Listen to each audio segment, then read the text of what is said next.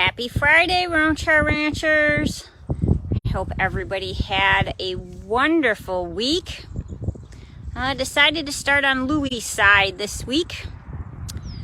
He's doing well. As you can see, he is still in a boot. He's getting around really well and walking really well. He actually had his feet trimmed earlier this week.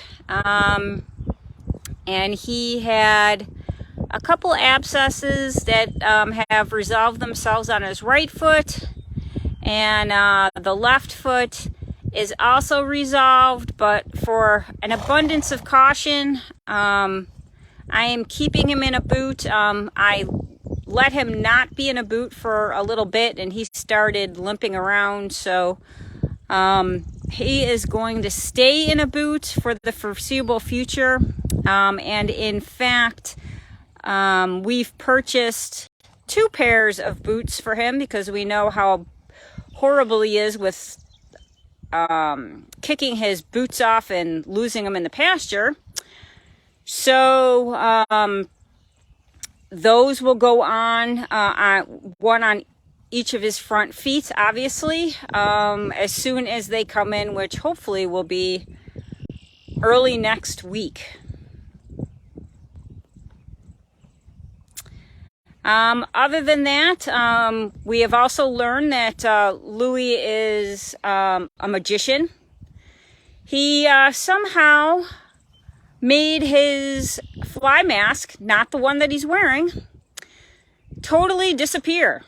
I looked everywhere for it. I looked where they eat. I looked by the water trough. I looked in barrels. I looked everywhere. I looked in the hay. I could not find it. It literally disappeared into thin air. No clue where it went. So fortunately, I have backups for the fly masks, and was able to get this one for him. I also did notice, though, because he went the entire day. I fed him in the morning. He had his fly mask on. I fed him at night. No fly mask. I did notice that the light was bothering him. So I thought that was an interesting, the sun was, that was an interesting revelation with him not having his fly mask on, is that the sun really bothered him and he was acting like he had a headache. So, yeah, light bothers Louie. At least it makes his head, because he hasn't acted the same with the fly mask on again. So I think that is something that I need to look into a little bit more, as far as what we can do for the winter if it's the light that's bothering him and is causing his headaches. Then gonna need to come up with some kind of game plan.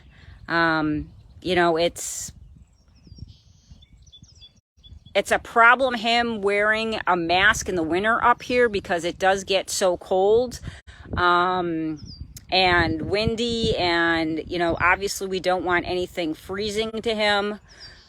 So we'll have to figure something out and look into things and see what is available. But other than that, he's doing he's doing really well. I have noticed that he is getting a little bit of a sunburn on his nose, so I'm going to put some Desitin on him to help him with that. But other than that, he is doing really, really well. He looks good too.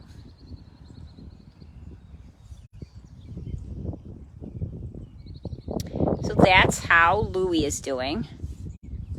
Let's bebop over to Harry and say hello to him. Hi, Chaser.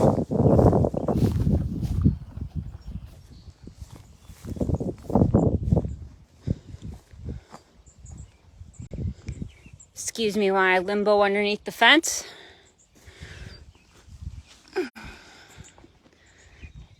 Just me, Harry. Hi, buddy boy. Bud. So Harry is doing well also. This week we really made strides with being able to put lotion on him. It had been a challenge with getting it on his back legs. And I couldn't even bring the bottle near his legs. So yesterday, for the first time, I was able to squirt the lotion all over his legs and then rub it on. So hopefully that will make his legs feel so much better. And then we were also able to get it on his mane, which he some days is very sensitive and doesn't want anything on it, and other days he's fine. But since we've been much more consistent with putting the lotion on, he's becoming much more tolerant. I think he realizes that the lotion makes his skin feel better. So we're making huge progress with that. The big news for him is that tomorrow we are putting everybody together. We are finally, since Louie is feeling so much better, we're going to open up the second pasture, and we're going to put Charlie, Roni, Chase, and Louie out on that pasture first. Harry actually has some visitors coming tomorrow, so after he's done with his visit and the rest of the gang are established out on the second pasture, he will be put in with them. We're going to open up the gate and let everybody meander around together and see how that goes. Fingers crossed that it goes well. It can, you never know when you're adding another herd member what could happen. So really fingers crossed that that everything is going to go well and everybody gets along. Pretty excited because I think that Harry is ready to have some buddies. The other night our neighbor's horse was calling out. Their horse went out for training, and one of the horses who was close to the horse that went out for training was upset and calling out, and Harry was calling back. So early in the morning they were having a nice conversation back and forth. So I really do think that he is ready to be put back into a herd, but they may want to at first and then not like it so much. So, Barney was not real excited with having herd members. He was very particular. So who knows? Harry might be the same way. It might be too much for him with 4 of them, but we'll see. Hey, buddy boy. What's going on? Hi. You saying hi to everybody? Hi, beautiful boy. I know. You're a good boy.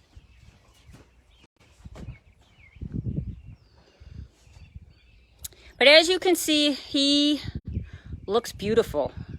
He has really put weight on nicely, and he's filled out, and he is just a strikingly handsome boy, I must say. His skin looks beautiful. His coat is super soft, and he just looks wonderful, honestly. He eats really, really well. He drinks really well. So yeah, on that front, he's doing very, very well. As far as his cancer goes, I haven't really seen any real changes. Whatever leaking he had going on has stopped, so I'm not sure what that was all about. And he doesn't have his he doesn't hang out as much, so and maybe that's also because of the flies, because they are going after him, even with the fly spray that we put on. So but yeah, I mean, I really haven't seen any significant changes with that. The only thing I have seen are the sarcoids that he does have. They are growing really fast. He's got one on his right side that is growing pretty darn fast, and the other one, the little ones just keep popping up, so that's a little concerning.